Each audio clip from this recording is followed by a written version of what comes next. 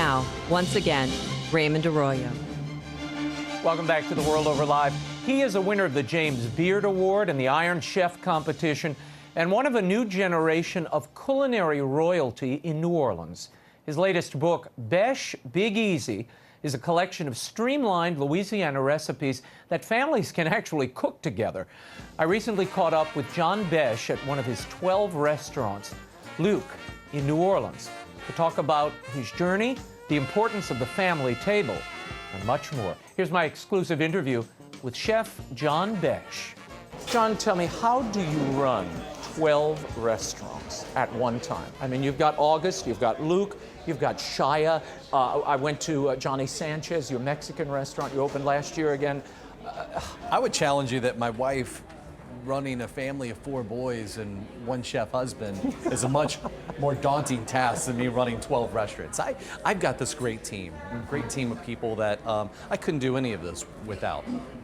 Tell me about your father, Ted BESH, a fighter pilot. My dad was a great Santini, a very driven fighter pilot, but he was also a Renaissance man. He loved and appreciated the arts, and he encouraged all of us to follow our passions. And I was blessed to have him recognize at a very young age that I had the ability to cook, and I enjoyed cooking and making people happy. And so I had that propensity, and he just fueled it. And he where did that allowed come me from? to just continue. Where did that love come from? The family table, family gatherings, my grandmother, my mother, and everybody cooking together, growing up hunting and fishing in the bayous and marshes on the north shore of Lake Pontchartrain, and bringing fish back. And if I had a redfish, Mom would always want to make a coubillon out of that. And if it was a speckled trout, it would always be trout meuniere. We had a little crab meat, then you'd have the crab meat on top. Put it on top. It might be a trout Pontchartrain, you know.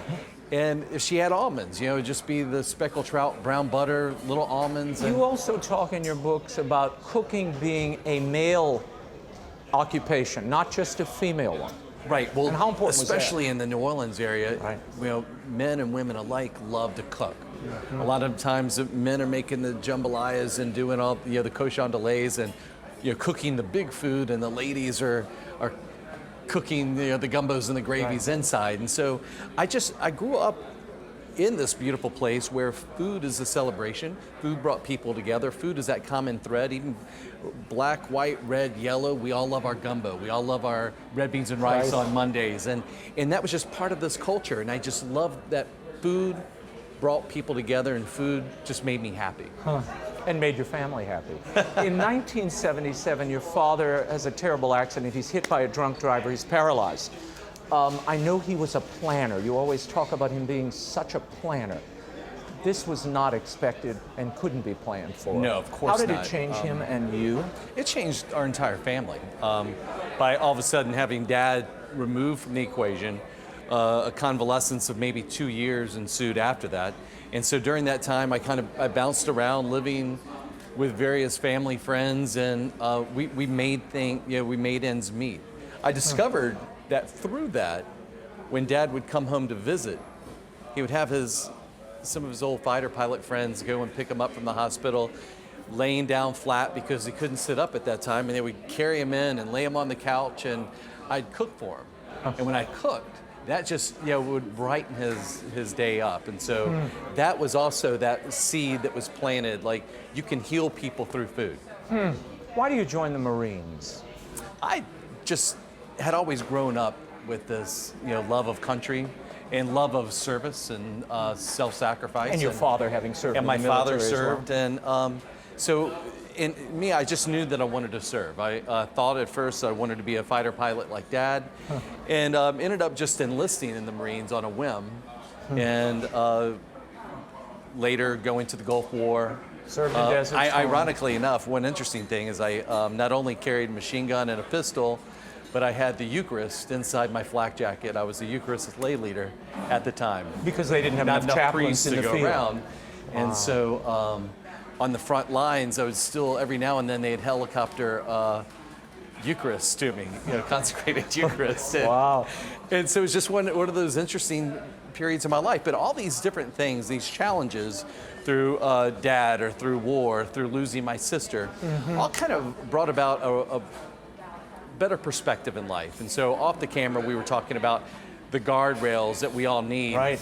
And I'm certainly not on the straight and narrow. I am a, Welcome to my club, John. I am a struggling human, making mistakes each and every day, but having that perspective has really helped me out, understanding that this is not all that life is. It's not all about being a fancy chef, or it's not all about money, it's not all about any sort of fame, but it's about the impact that we make here and just being men for others. I love that you have made it your mission to preserve, in some ways, and extend this culinary legacy that is so unique to New Orleans.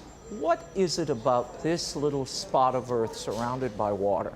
You know, New Orleans has been so geographically isolated, as you're referring to, politically isolated. It's in the South, but it's far from being part of the South. I learned that. And so you have all these, it was also a port of entry. Just like Ellis Island was, people came to New Orleans to come to, to immerse themselves in this Franco-Creole Afro culture that we have here in New Orleans that we call Creole. It is the birthplace of America's cuisine. This is true melting pot, if you will, because everybody came here to assimilate. And because we were predominantly one religion, you had a lot of marriages that took place, and so you had the sharing of recipes and the building blocks of these jambalayas became even bigger, and the gumbos, everybody shared. And you have now the only indigenous urban cuisine left in America. So after Hurricane Katrina, I realized that our culture sets us apart from any other place on earth. You only live here because of this culture. You live here because of people and their relationship to each other, and that's shared through food and music. And so if we're going to preserve New Orleans, and we have to do what we can to preserve its, make sure that all people have a shot at enjoying this culture through education, and also to make sure that our foodways are protected, that our farmers and fishers have the ability to seek capital so that they can grow and further prosper. One of the things I love is that you not only have created these restaurants that continue to grow and preserve different facets of this culinary history, but you're mentoring the next generation. Tell us about that philosophy. Where did that come from? I know you had I've been blessed to have great Germany. mentors in my life, and so education is just one part of the equation. A mentorship means so much more, because that's a lifelong education where you have somebody that you can turn to and that will give you perspective and give you a real opinion on how to go about finding our way in this world, and especially in the culinary world. We need our mentors. We started a scholarship program for inner city minority youth here in New Orleans, because I looked around a lot of our kitchens. There's very few chefs of color in a city of color. I just saw that as a problem, a big problem. It's something that I could do something about. And so we started the Chef's Move initiative, and it offers scholarships and mentorships to young inner city youth. They go to New York, they work with the best and the brightest in New York. They come back with this education and work knowledge and this mentor that they've had all along the way. And then they have to stay here in New Orleans, and 2 years? At least 2 years. I think almost all of us from New Orleans are going to end up dying in New Orleans. Why would anyway. you go anywhere else? And so what's interesting is that 100% of all the people that have graduated so far have, upon coming back, jumped right back into the community, mentoring others themselves, bringing people to a place of enlightenment that, through education and hard work and good family relationships, you can do anything in this town. You opened your first restaurant, August, just as September 11th hit. Right. Probably the worst week one could choose outside of Katrina to open a restaurant. Hardship has sort of marked the entryway of each of these restaurants. I hesitate to say, as you're about to reopen the Caribbean Room at the Pontchartrain, but we'll get to that later.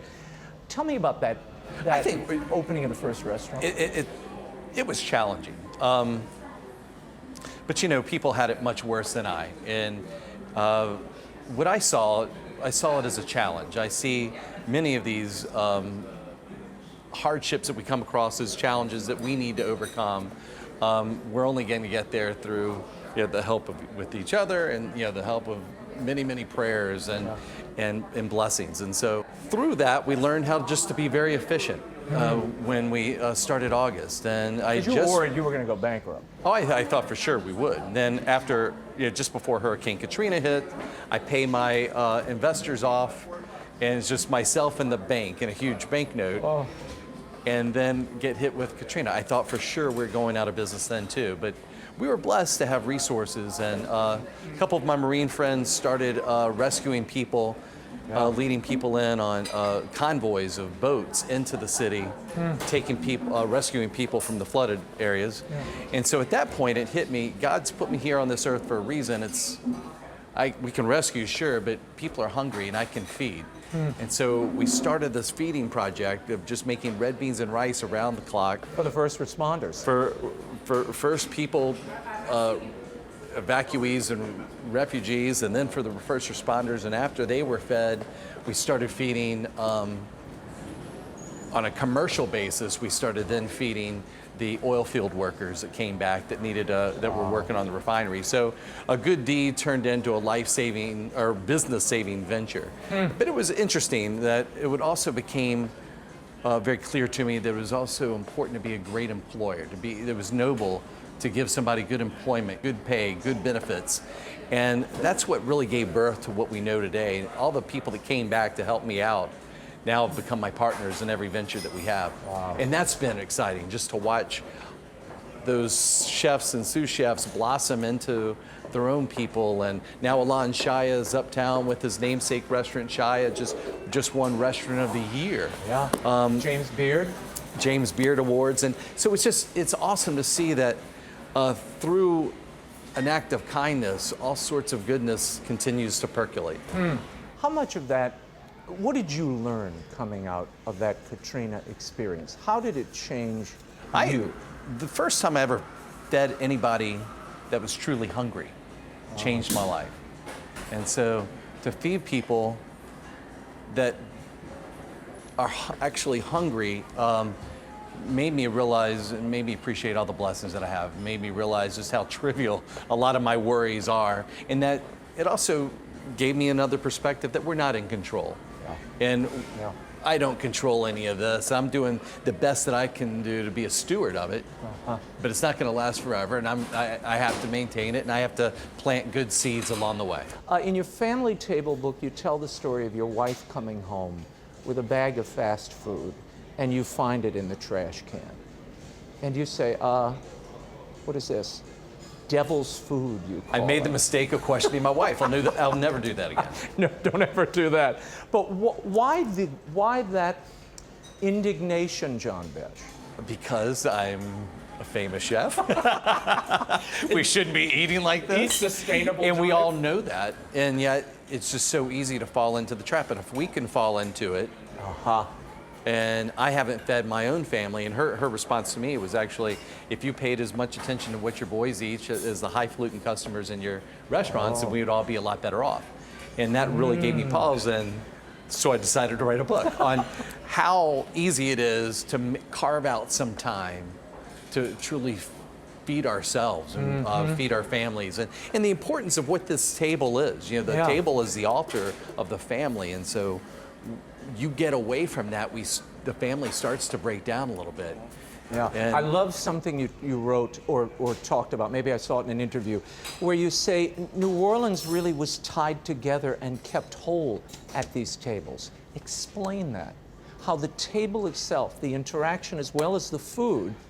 I just think the education that takes place at a table when the entire family is gathered, whether it's etiquette or whether it's politics, or this is where religion has been shared since the beginning of time. We took time at the table to communicate with one another, and social structure is based on what's taking place at the table. And we get away from that and things start to unravel a little bit. Yeah, and I love that in New Orleans we still have that. Most people don't think of New Orleans as being such a family-strong city, but truly that's the only reason this city's still here, is because of the tight family ties that we have with one another. I love this new book, BESH Big Easy, because first of all, I can do almost all of these. Tell me about this book, why you wanted to write streamlined, you wanted this to be very accessible. Well, you know, when I was a young cook or a young chef and I was starting out, I just opened up August. Every recipe I had all these far-flung ingredients, things that most of us can't pronounce. And it was about making complicated food. It was food about me. Now that I'm older, got a couple decades under my belt here as the executive chef, I cook much more like my mother and my grandmother did. And it's one pot cooking at home. And that's what I love, that's what I crave. That's what my palate was educated on. And so because of that, I want to share it with my sons. Now, what's interesting is you kind of wonder, are they getting it? Do they understand why we need to gather at this table and why we eat red beans on Mondays? And I received my first text this year from my son, who's up at Notre Dame. He's a sophomore, was, "Dad, when you come, please bring gumbo, shrimp etouffee, and crab bisque." Please, I need this to go on. And of course, you froze it and carried it like a good father. Absolutely. I love it. No, I used to make the same request because my mother had to go and whip it up. It was tough. How is all of this tied to your faith and your practice? I don't know that we can really. I've tried, and again, I have a strong faith. I'm a person that struggles just like everybody else, but That's why they call it practicing. Catholic. and I need that. But I don't think that we can compartmentalize our life so much. I think that faith is something that it's a gift that we have, and I think that I haven't done my job as a Catholic Christian if people don't see that faith in the food that we cook, the way we serve, the humility to serve others, the generosity, the graciousness, and so it begins just to become part of our life and just through everything it is that we do. Your favorite recipe in this BESH Big Easy book is your grandmother's or mother's seafood gumbo? My mother's seafood gumbo. Your mom. Well, I call it Mama. Mama. And she hates she's like, "I am your mother, not your mama." Which makes me call her Mama all the more. Of course you would. When I've tried this recipe, it is awesome. And what's the biggest mistake people make when they attempt gumbo? It's always so dark and brown. We oily. make too much over the roux, and the roux tends to, roux is the Base. perfect combination of flour and fat, and canola oil works fine, and that trips people up more often than not. I have some friends that say it takes 2 sides of a scratchy LP to make a roux. Other people say it's 3 long necks, and in order to avoid alcoholism or long playing records or terrible music on a scratchy LP, I have like a perfect little recipe for a 10-minute roux. You pay attention to it for 10 minutes. That's the basis of the gumbo. Everything's going to be okay. Move on. That's it. People do obsess, and particularly with this. Keep it simple. Never done it. And that's what I like about all of these recipes. Families can actually do them. They're accessible ingredients that you can find anywhere in the country, the world, really. Right. I just want to share. I love sharing our culture. We just buried a dear friend of mine and a mentor, Paul Prudhomme, just last week. And Paul passed on so much to me. And he shared Louisiana and South Louisiana with the world. And this is just carrying that baton that Paul passed on years ago. And of course, the king of the black and red fish, he internationalized black and red fish. But you met him at 11 years old at a crab festival. Crab festival. Your father takes how you to do see you know him? all this? This is awesome. I do my research, John. But you meet him at 11. Your father takes you to meet him. What was that like? Well, one, he was bigger than life, like literally. I mean, this man was huge. And Sweet man, two, so I dear. saw in him a fella that once was a boy from a bayou just like me. A fella that used to hunt and fish just like I did, and look at what he's done with that. And so I saw inspiration, I saw kindness and humility through him. If you had ever met him, you just know he's just the humblest person on earth. And became, I think, the most recognized chef ever in humanity. Like this, and what did he share? He shared that humility and sense of generosity through his food and recipes and stories. And that's what I'm trying to do here with BESH Big Easy, is just sharing it. Look, guys, come into the kitchen, sit down at the table. Let's enjoy some food together. I didn't realize that he had also given you his television show. My first TV show. He said, John, I don't feel like filming anymore, but one of us needs to keep this tradition alive. Food, TV in New Orleans is so important, and through public television, we've been sharing it with the world for years. And I was happy to take that on, and just tickled to death that I could now carry on his great legacy. Now you are restarting another great legacy here in New Orleans, which was just announced not long ago. The Pontchartrain Hotel, which has been closed for almost 20 years. There was a restaurant there, the Caribbean Room, that I remember as a kid, Mile High Pie and what's that, crab meat something? Remick? What was that? Crab meat remick, yeah. Oh, yeah, good. Which I hope you're going to bring back. How do you resurrect? I was dreaming of that last night. Like, how can I do this differently but still keep the soul Preserve up? it. Well, how do you do it? How do you preserve it without being precious about it, without it becoming a museum piece? The important thing here is to make sure that we create a smart, current restaurant that pays homage to our past and that remembers all the good stuff, and we keep that. And but at the same time, we're maybe a little lighter, maybe a little more refined, like today's diners expect. Yeah. How do you foresee the next 10 years in the John BESH Group? What do you want to do next? You know, each year has really been a dream, and so things happen in my life I can't imagine, I could have never imagined happening. And so I'm excited just to be able to live this life and to see it progress. And what I love now is I'm investing in all those sous chefs that have been with me for years. I'm investing in those young cooks that came back after losing everything in Hurricane Katrina, came back to live in our restaurant, and now they're my partners in all that we do. And so as we grow, and I hope that we do continue to grow, I hope that we continue to bring people along with us and lift up those in the community that don't see, that are often marginalized. And that to me is we've done our job if we've really lifted people up along the way. Well, you've certainly done that. John BESH, thank you for this. Thank you. Great. BESH Big Easy by Chef John BESH is available at bookstores everywhere and online. It's a great introduction to the cuisine of my beloved New Orleans, a terrific Christmas gift, and now I know what I'm making for Thanksgiving, so it's good all around. Before we go, I'm very excited to announce the launch of my new story-oriented literacy initiative, because good stories orient all of our lives. On December 3rd, we will kick off with best-selling children's author of the Kingdom Keepers series and Peter and the Starcatchers, Ridley Pearson. Now, the neat thing about Story-Oriented is it gives you a chance to ask questions of your favorite authors live. It's really an international book club. So I'll explore the author's background, the stories that shaped their work, and then you get to tweet or call in your questions live. Be sure to join us on December 3rd, and Ridley Pearson's latest Kingdom Keepers, The Return, is at bookstores everywhere.